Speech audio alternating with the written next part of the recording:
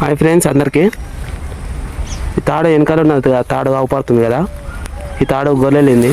దీన్ని దగ్గర గుంజాలి. దగ్గర గుంజుతాం, రెడీగా ఉన్నా, గుంజుతాం. చాలా మీదికి పోదాం. హాయ్ ఫ్రెండ్స్, ఇదే తాడు. అందులో చూసిన గొల్ల అవపడుతుంది మీద, దాన్ని కొయ్యాలి. ఇప్పుడు ఈ తాడు మొత్తం చుట్టు పట్టాలి.